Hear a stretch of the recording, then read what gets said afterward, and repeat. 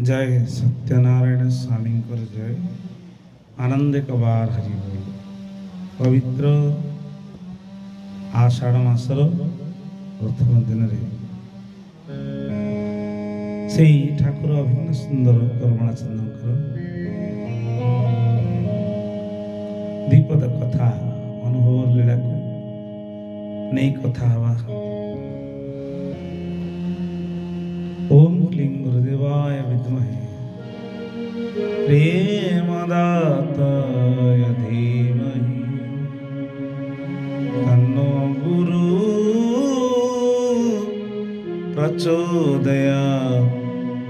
ओम क्लीं गुरुदेवाय प्रेमदाताय नमो।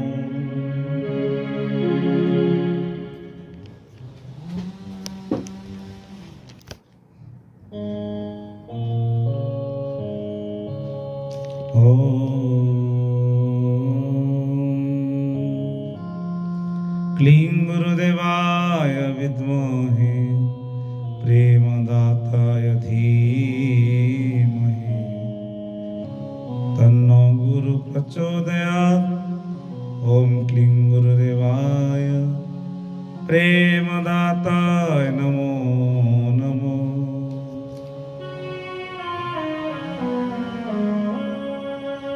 गुरु ब्रह्मा गुरु विष्णु गुरुदेव महेश्वर गुरु साक्षात् परम ब्रह्म तस्मै श्री गुरवे नमो।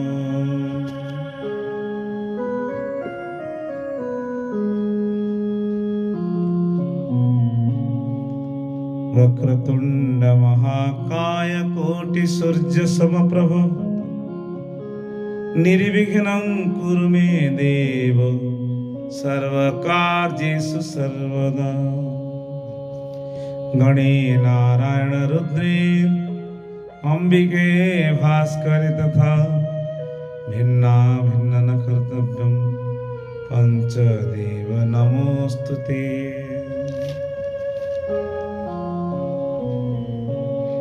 परम प्रेमय श्री अभिन्न सुंदरं करो श्री चरण तले अनंत कोटि बार साष्टांग दंड प्रणाम।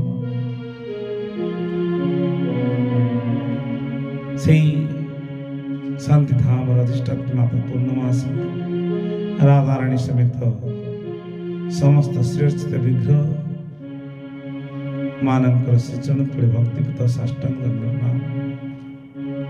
शांति धाम समस्त साधु सन्त तथा परम पूज्य आचार्य देवंकर पद वंदना करी द्विपद ठाकुर अभिन्न सुंदर लीला विषय ठाकुर श्रीचरण तले समर्पण करवा। तुम्भ लीला सीना तुम्भंकु गोचर किए से जानिब विश्व चराचर।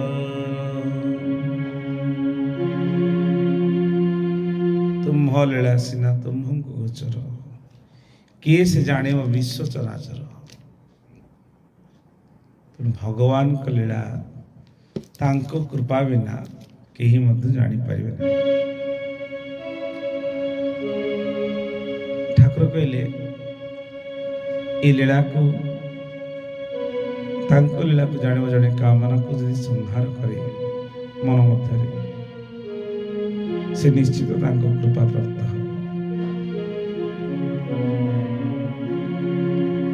ठाकुर भिन्न सुंदर कहले कामना को कर संहार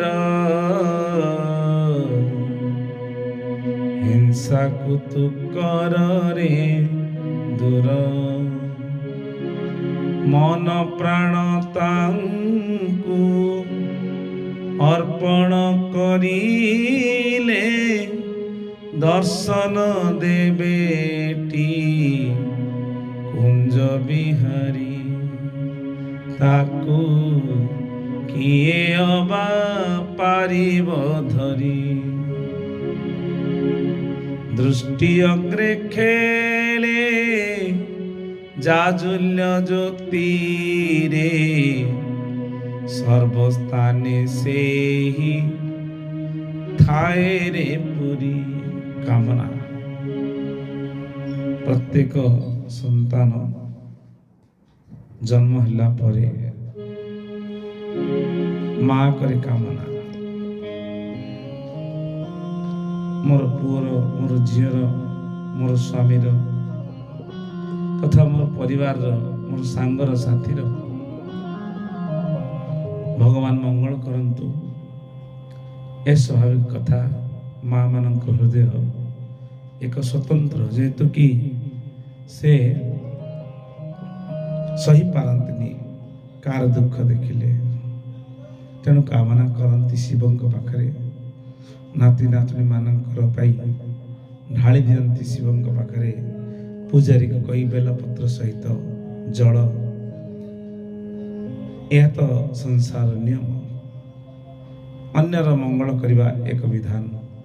भगवान कृपा हेले ही ये मनोवृत्ति आसे ठीक कथा। किंतु निजर शरीर दुख भगवान पाखरे समर्पण करी निजे सुखर रहा इच्छा करे यह एक बड़ कामना है।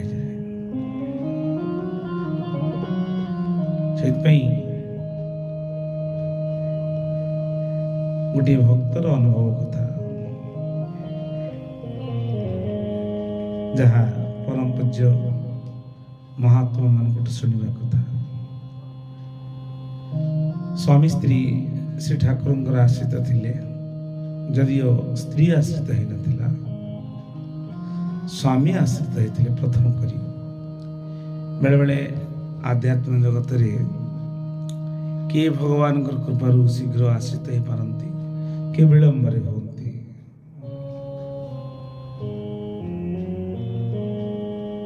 तो स्वामी जदि प्रथम दीक्षा नहीं स्त्री नहीं नथिले ठाकुर पाखक प्राय जन्मोत्सव चंदन यात्रा माँ उत्सव भक्तटी आसती ठाकुर दर्शन करी जाती। स्त्री को बाध्य करती तू दीक्षा ने बोली यह भी सत्य। जहाँ बाध्य कले कौन हम तार जब मन न दीक्षा नबारे ठाकुर समय कथा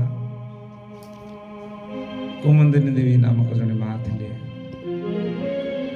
से किसी भक्त को साथी आनी ठाकुर को बाध्य करते प्रभु एम आश्रित कर दिंतु। ठाकुर कहले माँ एम समय है कौन आश्रित कर नाई प्रभु आपन आश्रित कर दिंतु। से माने दूर आसछंती ठाकुर तो भक्तर मान रक्षा करने तो से पण नहीं कहला ठीक अच्छे आ मध्य तीन जन ही दीक्षित हे आ तू जदि कहूछु माँ बस जाओ आ 5-6 जन बसिले 3 जन नाम को नाम सहित 5-3-8 जन बसिले ठाकुर दीक्षा आरंभ कले सरला परे ठाकुर तो अंतर्यामी जानिले ए 5 जन प्रश्न कले कहल नाम कौन दिहला ताको केमिति मन रखिछ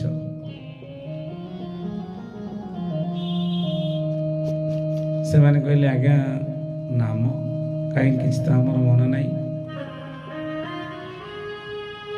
आ मने कौन अच्छे ना मन आमर कौन भावुल नाम नाला बेले ना भावुलु कौन कि ए आश्रम केमती पोखरी अच्छी केते हंस खेलुंती केड़े सुंदर लगुच पानी पवन भल लगुच बहुत महात्मा माने बाबा माने अच्छी प्रसाद भल मिलूँ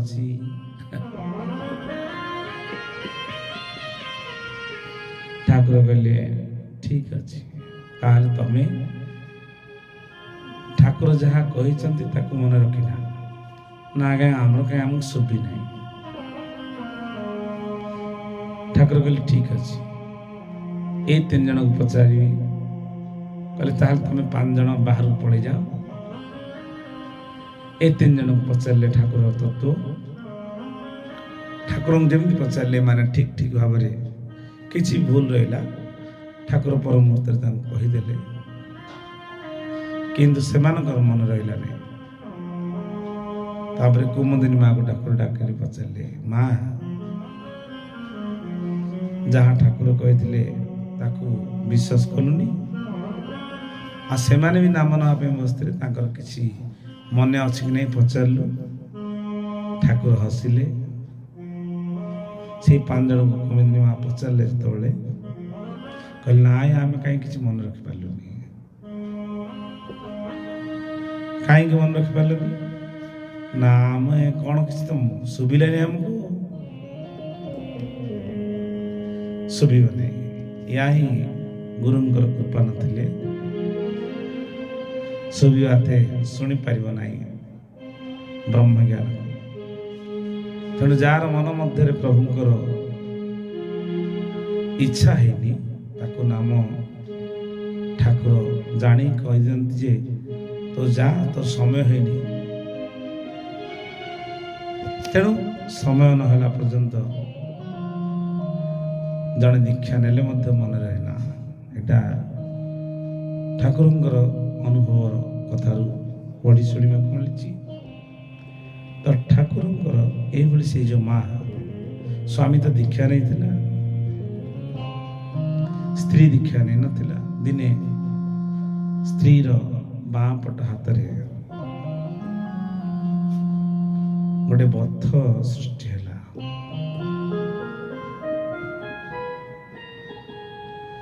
ଏ ବଥ ଯେତେବେଳେ ସୃଷ୍ଟି ହେଲା, ଧୀରେ ଧୀରେ ବଡ଼ ହେବାକୁ ଲାଗିଲା। ଏକଥା ସ୍ୱାମୀକୁ କହୁନଥାଏ। ଦିନେ ଏଭଳି ଠାକୁରଙ୍କର ପୂଜା ପର୍ବ କିଛି ଆସିଲା। ସ୍ୱାମୀ କହିଲେ ତମେ ତ ଦୀକ୍ଷା ନେଇନ, ତଥାପି ଚାଲ ନା କରମଳା ବୁଲି ଆସିବା, ଆଉ ଠାକୁରଙ୍କୁ ଦର୍ଶନ କରିବା। ସେ କହିଲେ କ'ଣ ବା ଯିବି, ମନଟା ଭଲ ଲାଗୁନି। ନା କାହିଁକି ଭଲ ଲାଗୁନି? ନା ମୋତେ ମୋର ଏ ବାଁ ପଟ ହାତରେ ଗୋଟେ ବଥ ହେଲାଣି, ମୋତେ ଭାରି କଷ୍ଟ ହେଉଛି। ଆଉ କ'ଣ ଠାକୁର କହୁଛ, ଠାକୁର କ'ଣ ଭଲ କରିଦେବେ ବଥକୁ? ସ୍ୱାମୀ କହିଲେ ଦେଖ, ଏତେ କାମନା ଧରିକି ଯାଅନି, ବରଂ ତମେ ନ ଯାଅ। ସ୍ୱାମୀ କହିଲେ ତୁମେ ବରଂ ନ ଯାଅ, କିନ୍ତୁ କାମନା ଧରିକି ଠାକୁରଙ୍କୁ କଷ୍ଟ ଦେବା ଉଦ୍ଦେଶ୍ୟରେ ତମେ ଯାଅନି, ଆବଶ୍ୟକ ନାହିଁ। ମନରେ ଟିକେ କ୍ଷୁବ୍ଧ ଆଣି କହିଲେ। ସ୍ତ୍ରୀ ମଧ୍ୟ ମନ ମଧ୍ୟରେ କହିଲେ ହଉ ନହେଲେ ତୁମେ ଯାଅ। ପୁଣି ଏଇଭଳି ରାତିରେ ଶୋଇଲା ବେଳେ କହିଲେ ତମେ ସବୁଦିନ ଠାକୁର ହଉଛ, ଠାକୁର କ'ଣ ଏ ବଥଟାକୁ ଭଲ କରିପାରିବେନି? ନାରାୟଣ ସ୍ୱାମୀ କହୁଛ। ଏମିତି ତାଙ୍କୁ ମଜା ଭଳି କଥାବାର୍ତ୍ତା କଲେ। ଠାକୁରଙ୍କୁ ସ୍ୱାମୀ ଜଣେଇଲେ, କହିଲେ ହଉ ଠିକ୍ ଅଛି, ତମେ ଯଦି କହୁଛ ତାହେଲେ କରମଳା ଚାଲ, ତମର ଯଦି ଇଚ୍ଛା ଅଛି। ନା ମୁଁ ସର୍ତ୍ତ ଗୋଟେ ରହିଲା, ଯଦି ଯିବି କରମଳା, ସେ ଯେ ଅନ୍ତର୍ଯାମୀ ହେଇଥିବେ, ମୁଁ ତାଙ୍କ ପାଖକୁ ଯିବିନି, ମୋ ପାଖକୁ ସେ ଆସିବେ। ଏ ଅଜବ ପ୍ରକାର କଥା ଶୁଣି ସ୍ୱାମୀଙ୍କ ମନ କଷ୍ଟ ହେଲା। ହେଲେ କ'ଣ କରିବେ, ସ୍ତ୍ରୀର ତ ଇଚ୍ଛା ଅଛି କରମଳା ଆସିବେ।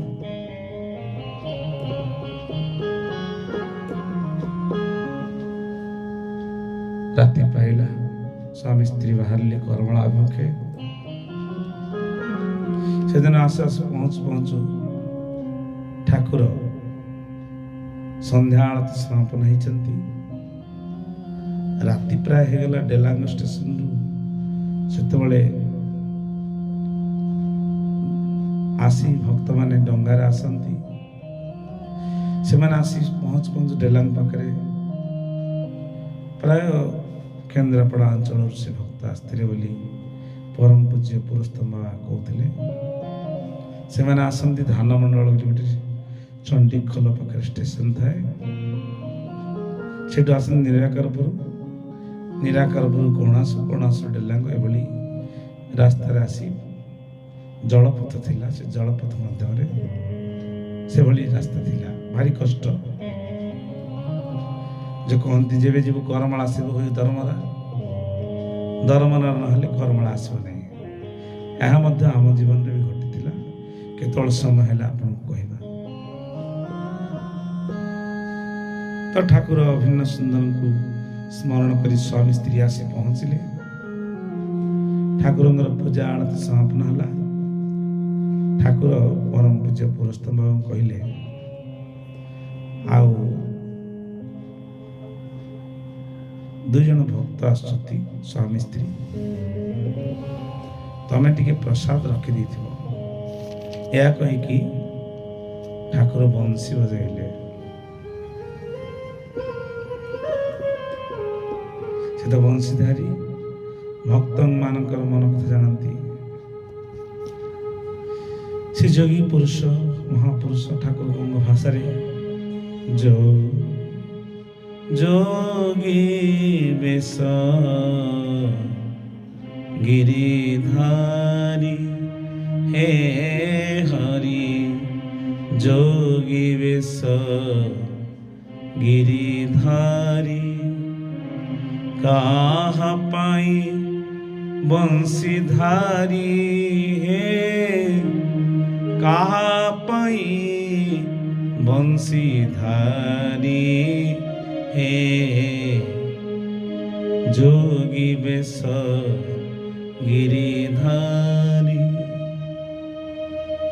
रसराज बेशटी लुचाई लकाई सुषमाटी कपिल रंगे करे दंड कमंडल विभूति श्री अंगे सिरे जटा मन करे चोरी हे जोगी बेश गिरिधारी।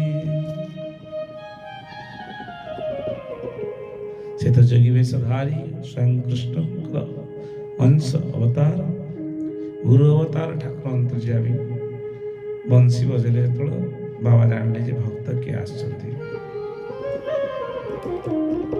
स्त्रीर मन भितर से बतटा जेतବେଳେ मन पड़ जाए से कहे अच्छा चलो आसिले तो ठाकुर पाखु जा ना मो बथ अरे बथ उपर कहीं मन दौच चलो ना ठाकुर पाखु दर्शन कर कहले ना जमा जी ए समय महात्मा माने किछि थिले सेठी गोटे नडिया गछ से गेट पाख दूर से दूर किछि दूर पर सरघर गोटे थिला ता पाखरे पुरस्तम तो ठाकुर कही से घरटी बाबा देले कहले तमें केन्द्रापड़ा जिले आस स्वामी स्त्री ना तो स्त्री कौन कहीं मन दुख कर स्त्री आ मुंडिया मार ना से कहले मो ठाकुर जदि होते मो पाखक तो आसबे मु प्रणाम करी सी जो मो पाख आसबे तेज जानी ठाकुर यही जिद्रे अच्छी तो स्वामी कौन बा कर नम स्त्री टी खाली मुंड नुआईदेला स्वामी प्रणाम कले से घर भीतर गले स्वामी स्त्री से बथ बेड़ू बेड़ पाचिबा लगिला बहुत बिंधा छटक है स्त्री आ प्रसाद पाइबा गले दीक्षा नहीं ना मन मध्य आसन जदि से सत्यनारायण मो पाखक आस मुझे जी सज्जन भगवान समस्त भल पाई से ठाकुर कहले केड़े दयाशील ତୁ ଭାବଗ୍ରାହୀ ତୋର ସଂସାରେ ମିତ୍ର ନାହିଁ। ତୁମ୍ଭେ କରାଉଛ ବୋଲି ଯେ ଜାଣଇ ଏ ସଂସାରେ ସେ ଧନ୍ୟ ଧନ୍ୟ।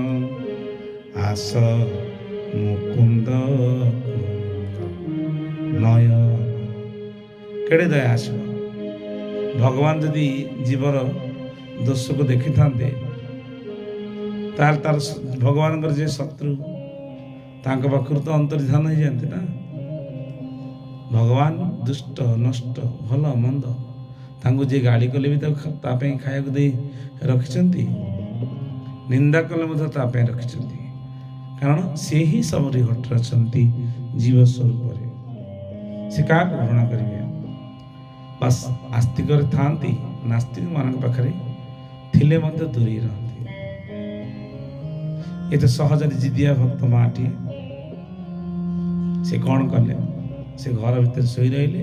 କହିଲେ ଯା ଯା, ତମ ଅନ୍ତର୍ଯାମୀ କହୁଛ, ଠାକୁର କହୁଛ, ତୁମେ ଯାଅ, ମୁଁ ଯାଇପାରିବିନି। ମନ ଦୁଃଖରେ ଯାଇ ଠାକୁରଙ୍କ ପାଖରେ ପ୍ରଣାମ କଲେ। ଠାକୁର ପ୍ରଣାମ କଲା ପରେ ଭକ୍ତଟି ନା ମୋର ମନେ ପଡ଼ୁନି, ବାବା ଯାହା ପୁରସ୍ତମାଙ୍କର ପାଦ ସେବା କଲାବେଳେ ଏ ଭକ୍ତ ନାଁଟି କହିଥିଲେ ମୋର ମନେ ପଡ଼ୁନି। ଠାକୁର କହିଲେ ଆରେ ପୁଅ, ମା କାହିଁ, ତୁମେ ତ ଏକା ଆସିଛ କି? ନା ପ୍ରଭୁ, ସିଏ ଆସିଛି କିନ୍ତୁ ଜିଦ୍ କରି ସେ ଘର ଭିତରେ ବାବା ଚାବି ଦେଲେ ଶୋଇପଡ଼ିଲା। ତାର ବଥ ଅଛି, କହୁଛି ଠାକୁର ଯଦି ଆସି ମୁଁ ଯିବି। ଠାକୁର ହସିଲେ। ମନ କଥା ସିନା ଜାଣବ ନମାଳି, କାହା ପାଇଁ ଦୁଃଖୀ ହୁଏ କି ପାଗଳି।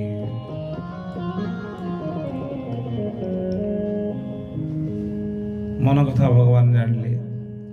ହଉ, ଠାକୁର କହିଲେ ପ୍ରସାଦ ମୁଁ ବାବାଙ୍କୁ କହିଦେଇଛି, ବାବାଜୀଙ୍କୁ, ପୁରସ୍ତ ବାବାଙ୍କୁ, ତୁମେ ପ୍ରସାଦ ମା ପାଇଁ ନେଇଯାଅ, ତୁମେ ପାଅ। ଠାକୁରଙ୍କୁ ବରଂ ସକାଳୁ ଆସି ମା ଦର୍ଶନ ଦେବ। ପ୍ରସାଦ ପାଇଲେ। ସ୍ୱାମୀ ସ୍ତ୍ରୀ ପାଇଁ କିଛି ନେଲା। ସେ କହିଲେ ନା, ଯଦି ସେ ଅନ୍ତର୍ଯାମୀ ଏ ବଥକୁ ଯଦି ଭଲ କରି ମୁଁ ପାଇବି ନହେଲେ ନାହିଁ। ଏହି ଜିଦ୍ ପଣ ଦେଖି ଠାକୁର ଆଉ ସହିପାରିଲେ ନାହିଁ। ଠାକୁରଙ୍କୁ ସକାଳ ପାଇଲା, ରାତି ପାଇଲା ପରେ ଯେ ସ୍ୱାମୀ ଯାଇ ଠାକୁରଙ୍କୁ କହିଲେ ପ୍ରଭୁ ସେ ଜିଦ୍ ଧରି ରାତି ସାରା କିଛି ପାଇଲାନି, ଆଉ କହୁଛି କ'ଣ ଠାକୁର ସେ ନାରାୟଣ ସେ ଅନ୍ତର୍ଯାମୀ, ମୋତେ ତ ଭଲ କରୁନାହାନ୍ତି, ମୁଁ କାହିଁକି ଯିବି ପାଇବାକୁ? ଠାକୁର ହସିଲେ, କହିଲେ ଆଉ ମାଆକୁ କହିବ 4 ଦିନ ମାତ୍ର ବାକି ରହିଛି, ତାପରେ ତାର ବଥଟି ଫାଟିଯିବ ଏବଂ ସେ ଆରାମ ପ୍ରାପ୍ତ ହେବ। ଶୁଣିଲେନି। ଠାକୁର କ'ଣ କଲେ? ଆଉ କାଳ ବିଳମ୍ବ ନ କରି ଏକଥା କହିଲା ପରେ ମଧ୍ୟ ସେ ଜିଦ୍ ଧରି ବସିଲେ। ସେଇଥିପାଇଁ ଠାକୁରଙ୍କ ଭାବଧାରା ଭକ୍ତ ଭାବ ଗ୍ରାହିତ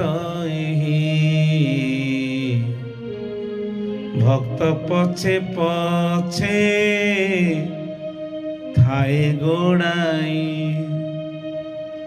ଭକ୍ତ ବାତାକୁ କି ଧନେ ତୋଷିବ, ଭକ୍ତ ଭାବେ ପ୍ରଭୁ ହୁଅନ୍ତି ବାଇ। ଯାହା ତ ସେ ଭକ୍ତି କରିଛି, କାମନା କରି କରୁ କି ନିଷ୍କାମରେ କରୁ, ଠାକୁର ଆଉ ସମ୍ଭାଳି ପାରିଲେ ନାହିଁ। ଯାଇକି ଯୋଉ ମା ବିଶ୍ରାମ କରିଥିଲେ କହିଲେ ମା କବାଟ ଖୋଲ, କବାଟ ଖୋଲ, ତୁ ପରା ଠାକୁରଙ୍କୁ ଡାକୁଥିଲୁ। ସେ ମା ଭିତରୁ ଉତ୍ତର ଦେଲା କ'ଣ ଜାଣିଛ? ତୁ ତ ଠାକୁର, ଆଉ କବାଟ କାହିଁ ଖୋଲିବି? ତୁ ତ ସବୁଠାରେ ବିଦ୍ୟମାନ, ପୁଣି ଡାକୁଛୁ କ'ଣ? ମା ଯେମିତି ବାତ୍ସଲ୍ୟ ଭାବରେ ପୁତ୍ରକୁ ଡାକେ, ଭାରି ବ୍ୟାକୁଳ ଭାବରେ ଠାକୁରଙ୍କୁ କହୁଥାଏ, ତୁ ତ ପବନ ରୂପରେ ରହିଛୁ, ତୁ କଣ ମୋ ଏ ଭିତରେ ନାହୁଁ ଯେ କବାଟ ଖୋଲିବି? ଠାକୁର ସବୁ ଶୁଣୁଥାନ୍ତି, ହସୁଥାନ୍ତି। ସ୍ୱାମୀ ବିଗିଡ଼ି ଯାଉଥାଏ, କାହିଁକି ଏମିତି କହୁଛି? ଠାକୁର ଆଖି ଦେଖାନ୍ତି ସ୍ୱାମୀକି, ଏଇ ତୁ କାହିଁକି ମାଆକୁ ଏମିତି କହୁଛୁ? ଚିନ୍ତା କରନା, ସେ ଯେଉଁଭଳି ବିଶ୍ୱାସ କରିଛି ଠାକୁର ତାକୁ ସେଭଳି ଦର୍ଶନ ଦେବେ।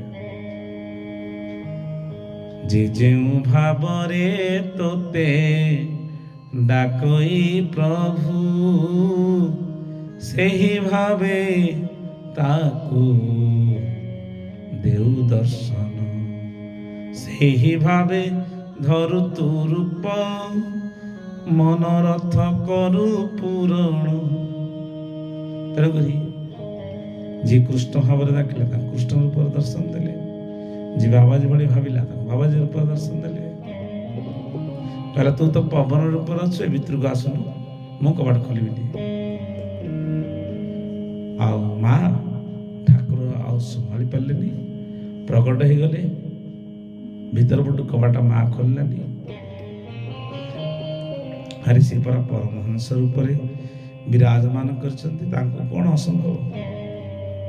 ଯେତେବେଳେ ପଶିବା ସେଇ ଘର ଭିତରେ ପ୍ରକଟ ହେଇଗଲେ, ସପ୍ତାଭରଣ ଆଲୋକ ମଧ୍ୟରେ ଠାକୁର ଛିଡ଼ା ହେଇଛନ୍ତି। ଠାକୁର ତ 7 ଫୁଟ ଲମ୍ବା, ଏକଦମ ସପ୍ତାଭରଣ, 7ଟି ରଙ୍ଗର ଆଭରଣରେ ଠାକୁରଙ୍କ ଚାରିପଟେ ଜ୍ୟୋତି ଜଳୁଛି। ସେ ମାଟି ଉଠି ଦେଖୁଛି ବିରାଟ ପୁରୁଷ ପ୍ରଭୁ ଅଭିନ୍ନ ସୁନ୍ଦରଙ୍କୁ, କଇଁ କଇଁ ହେଇ କାନ୍ଦିଲା। ଠାକୁର କହିଲେ, ମା 4 ଦିନ ଆଉ ବାକି ଅଛି, 4 ଦିନ ସରିଗଲେ ତୋର ଏଇଟା ଉପଶମ ହେଇଯିବ। କ'ଣ ଚାହୁଁଛୁ?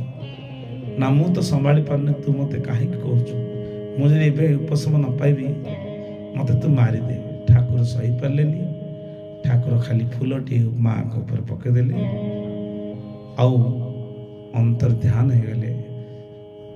ସ୍ୱାମୀ ବାହାରେ ବସି ବସି ବସି ବସି ରାତି ହେଇଗଲା, ସକାଳ ହେଇଗଲା, ଆଖିକୁ ନିଦ ଆସିଯାଇଛି। ଭିତର ଆଡ଼ୁ କବାଟ ଖୋଲିଦେଲା ବେଳକୁ